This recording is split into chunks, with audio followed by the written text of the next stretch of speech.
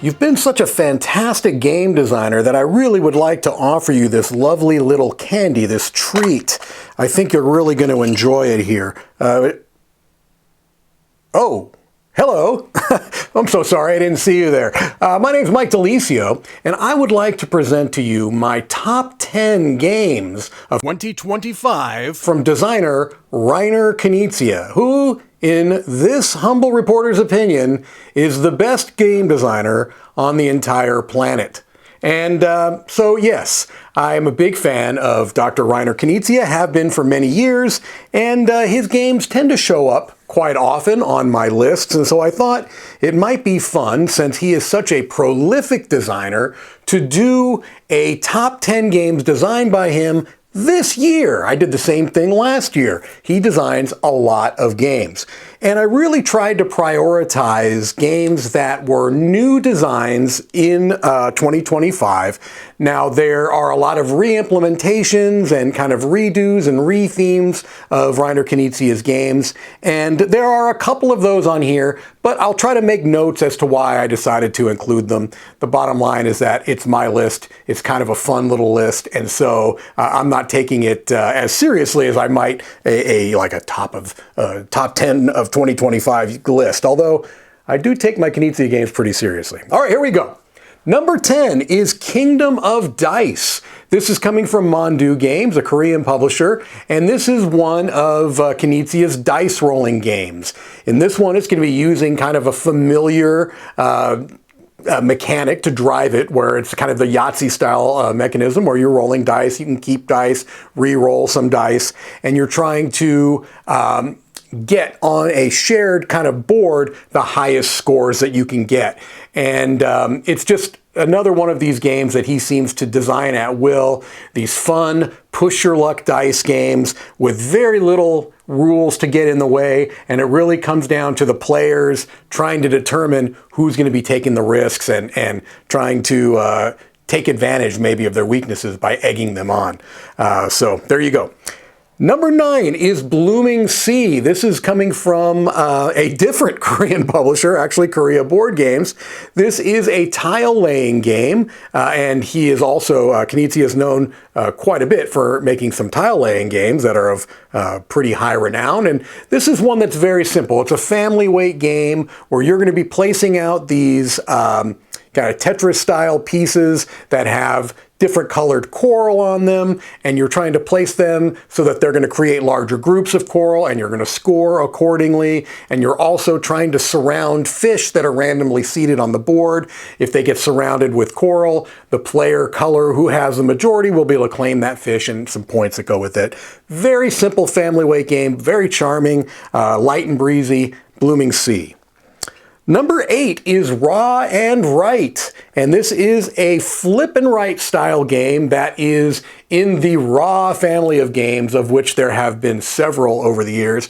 Raw is my number 1 game of all time, as of the time of this recording, and so I already have a lot of esteem for the elements that make that game so great. And one of the elements of Raw that I really enjoy is the scoring, and that's really the only part of Raw that you're going to be getting out of Raw and Write, and also the push your luck element. So it's a game where you're flipping over cards, and you're going to be doing some set collection, you know, some similar ideas that you have in Raw. Instead of like pulling things out of a bag, you're flipping cards.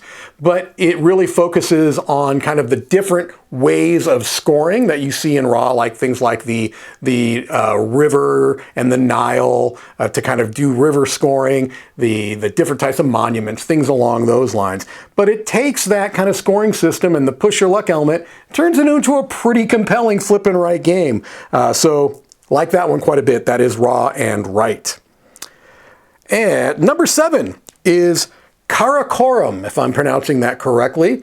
And this is a game that's kind of in the family of games that you see in like Lost Cities or Celtis, 2 of his very well-known games, where you're playing cards in an ascending fashion.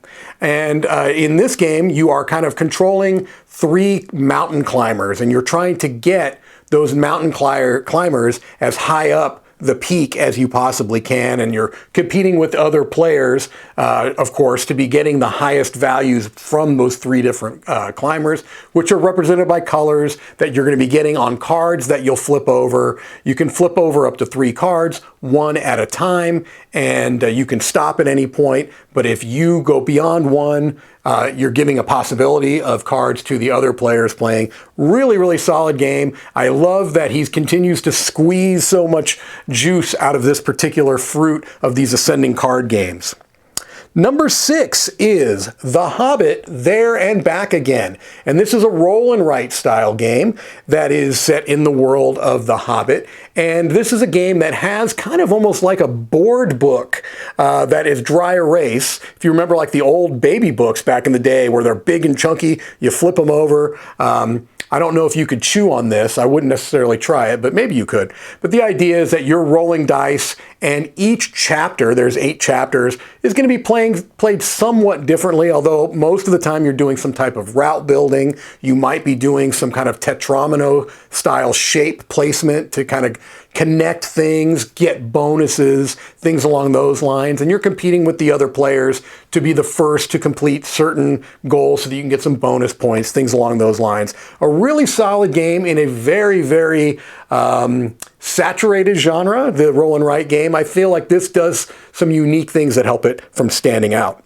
Number 5 is Gazebo, and this one is a bit of a re-implementation. None of the others have been so far. This is a remake of a game called Chin, which came out many, many years ago and has been out of print for quite a while. The reason why I chose to include it in this list is that they did make a couple of pretty significant rules changes that I think definitely added to the appeal for me. This is an abstract style game where you're going to be placing out pieces, essentially dominoes, but they're going to have either one color on them or 2 colors, and you're placing them out onto a shared board, and you're trying to create groupings, and you're trying to surround different areas, a bit of an area majority thing going on. It could be a very, very cutthroat game. It's one that I prefer at 2 players. It can play 2 to 4, but a rock solid design that deserved to get kind of reestablished and get more players checking this one out. That is Gazebo. Number 4 is Ichor. So this is from publisher Bitewing Games. And several of these games are going to be showing up here. And Gazebo, actually, was one of them. And it's because they have done a lot of work with Reiner Knizia over the last several years. And they have really created a powerhouse team of publisher, developer, and designer throughout their partnership. And Ichor, I always want to say Ichor, I'm pretty sure it's Ichor, is a 2-player game. They released 2 2-player games concurrently. This is one of the 2. This is actually an implementation of a very old, pure abstract game that I've never played. I don't know if anyone's played it. I'm not sure Dr. Reiner Knizia has played it. This game was not out there, okay? But anyway, this is one where you are head-to-head, and you have characters that you're controlling that have different powers. It's kind of a lane battling type of a thing, but not really. It's more of a grid-based system. But the special abilities of each of the characters is what makes this game so compelling. It's really one that the more you play it, the better it becomes, because you know what every character's power is. And so not only do you know how to exploit it on your turn, you kind of know how to counter it when the other player is placing it. And if both players are at equal skill levels, man, this game can be really, really tense. Fantastic game. Number 3 is Orbit, a brand new race game set in space, also from Bitewing Games. This game really snuck up on me because it seems so unassuming. It's a very simple game mechanically. You know, you're just playing a card. You play one card, do what it says, it's the next player's turn. But within that simple rule set is a fantastic, very interactive racing game where you are racing to get your spaceship on all of the planets. There's different colored planets that all are on their own orbits, and you are playing cards to manipulate the planets to give you movement points so that you can get onto those planets. You have some bonuses that you can unlock, And again, this is just one of those games that you hear the rules and you think, okay, and then you play it and you go, wow, that is fantastic. Really, really terrific game is Orbit. Number 2 is Iliad. This is the other 2-player game that was released at the same time as Icor by Bitewing.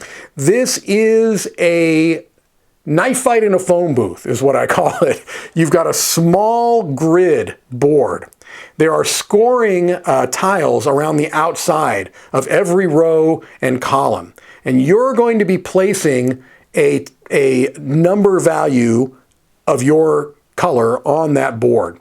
And what you're trying to do is get the most influence in each row and column. Certain numbers, though, most numbers, have some type of an ability that allow you to affect other things that are happening on this board. And so every single turn, from the beginning of the game to the end of the game, feels tense and so impactful. I have had so many fantastic games of this. There's just something about it that, again, the rules get out of the way very quickly. You kind of learn what everything does, you understand how the scoring works, and then you go. And it is just so tense the whole way through. Some people might not like that. If you don't really like this kind of feeling of everything being so important, you may not like it, but I love it. Just a fantastic game. And number 1 is Ego. This is a re-implementation of a game called Beowulf. The game, Beowulf the movie, the game, I don't remember exactly. It was themed around that Beowulf movie that came out several years ago. I had never played that. I believe that there were some pretty significant changes that were made to this game, and so I included it on this list. I just love this game. This is a card-driven game where you're kind of going in a very particular order. There's a spaceship that kind of will chart your path through these different boards that are laid out. Only the first and the last boards are fixed, and the kind of intermediary boards are randomized, and depending upon which boards come out in which order can really impact the way the game plays. But it's essentially a game that has a heavy element of auctioning, where the cards that you have you're going to be using to auction to be able to take particular actions at different strengths and things along those lines. There's also a heavy element of push your luck and risk management. Such a fantastic, fantastic game. From the first time I played it, I was knocked out, and it has only gotten better as I've continued to play it, teach it to new players. I just love Ego. All right, well, that's going to do it for me. 10 fantastic games from Reiner Knizia in the year 2025. I'm already looking forward to what is on the docket for next year, but I'll have these games to play for many, many years to come. That's going to do it for me. This is Mike DiLisio. I'll see you on the next one.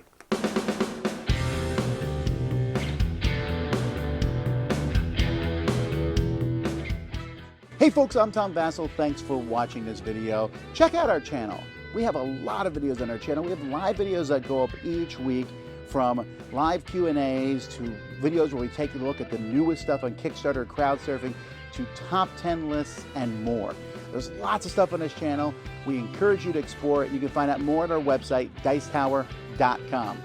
I'm Tom Vassell. Thanks for watching another video on the Dice Tower.